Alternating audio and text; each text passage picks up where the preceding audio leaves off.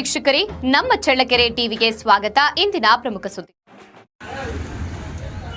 ಚಳ್ಳಕೆರೆಯಲ್ಲಿ ಬೆಳಗಿನ ಜಾವವೇ ಬಾಟಲಿ ಸಂಸ್ಕೃತಿ ಜೋರಾಗಿದೆ. ಕಾಫಿ, ಟೀ ಕುಡಿಯುವ ಮೊದಲೇ ಕೆಲವರು ಮದ್ಯಪಾನ ಮಾಡುತ್ತಿರುವ ದೃಶ್ಯಗಳು ಈಗ ಸಾರ್ವಜನಿಕರ ಆಕ್ರೋಶಕ್ಕೆ ಕಾರಣವಾಗಿದೆ.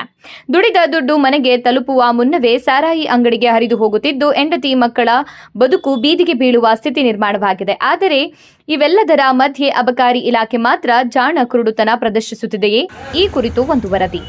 ಚಳ್ಳಕೆರೆ ನಗರದ ಪಾವಗಡ ಪ್ರಮುಖ ರಸ್ತೆ, ಮಹಾದೇವಿ ರಸ್ತೆ, ಇದು ಬೆಳಗಿನ ಟೀ ವಾಸನೆ ಹರಡಬೇಕಾದ ಜಾಗ.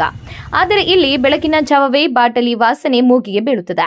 ಟೀ ಕುಡಿಯುವ ಮೊದಲೇ ಕೆಲವರು ಮದ್ಯಪಾನಕ್ಕೆ ಜಾರುತ್ತಿರುವ ದೃಶ್ಯಗಳು ಜನರನ್ನ ಬೆಚ್ಚಿ ಬೀಳಿಸುತ್ತವೆ.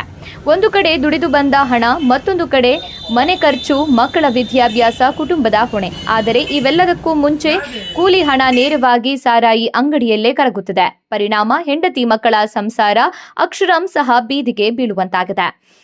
ಬೆಳಗ್ಗೆಲೇ ಮದ್ವಾಗ ಎಚ್ಚೆತ್ತುಕೊಳ್ಳುತ್ತಾರೆ ಎಂಬ ಪ್ರಶ್ನೆ ಇದೀಗ ಸಾರ್ವಜನಿಕರದ್ದಾಗಿದೆ. ಸ್ಥಳೀಯರ ಒತ್ತಾಯ ಏನೆಂದರೆ ಅಬಕಾರಿ ಇಲಾಖೆ, ಪೊಲೀಸ್ ಇಲಾಖೆ ಹಾಗೂ ನಗರಸಭೆ ಸಂಯುಕ್ತವಾಗಿ ದಾಳಿ ನಡೆಸಿ ನಿಯಮ ಉಲ್ಲಂಘನೆ ಮಾಡುವ ಅಂಗಡಿಗಳು ಹಾಗೂ ಸಾರ್ವಜನಿಕವಾಗಿ ಮದ್ಯ ಸೇವಿಸುವವರ ವಿರುದ್ಧ ಕಠಿಣ ಕ್ರಮ ಕೈಗೊಳ್ಳಬೇಕು. ಒಟ್ಟಿನಲ್ಲಿ ದುಡಿದ ದುಡ್ಡು ಮನೆಗೆ ಬರುವ ಮುನ್ನವೇ ಸಾರಾಯಿ ಅಂಗಡಿಗೆ ಹರಿಯುತ್ತಿರುವುದು ಹೆಂಡತಿ ಮಕ್ಕಳ ಬದುಕಿಗೆ ಕಹಿ ಹೊಡೆತ ನೀಡುತ್ತದೆ.